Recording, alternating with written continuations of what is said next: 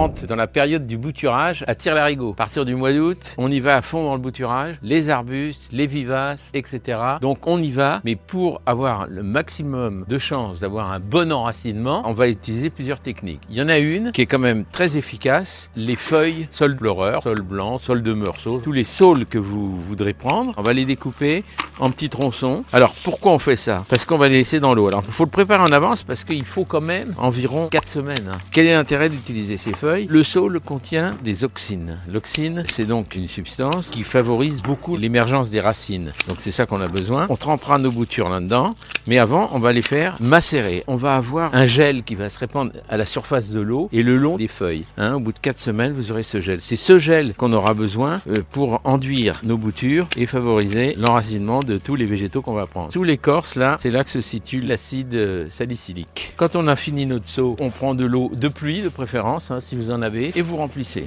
Hop, de l'eau, de l'eau, de l'eau, de l'eau. On va laisser macérer tout ça, donc on fait ça. Je vais vous faire aussi une démonstration qu'on peut faire aussi des boutures d'une autre manière, surtout dans les plantes grimpantes, dans les plantes, et Dieu sait s'il y en a, la glycine, la bignone, les clématites, qu'on peut aussi reproduire aussi par marcottage, mais c'est pas toujours possible. En tout cas, ceux-là, on peut les faire dans l'eau, donc ça fait l'objet de la prochaine vidéo qu'on va faire ensemble. On va prendre les végétaux qu'on peut faire comme ça. On va aussi utiliser quand même des hormones du genre miel et sucre en poudre. Ça marche bien aussi. Mais quand on a affaire à des arbustes un peu lignifiés comme ceux-là, ou comme ce, vous voyez, parce qu'on va faire des photinias, on va faire toutes sortes de végétaux. D'ailleurs, vous verrez, on les passera en revue les uns derrière les autres. Si vous avez des besoins spécifiques, faites-le moi savoir.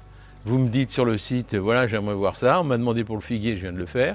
Mais si vous voulez voir d'autres végétaux, eh bien, libre à vous de me le faire savoir. Faites votre petite mixture à vous-même. C'est pas compliqué, vous ferez aussi bien que moi et même mieux, j'en suis certain, car vous en êtes capable.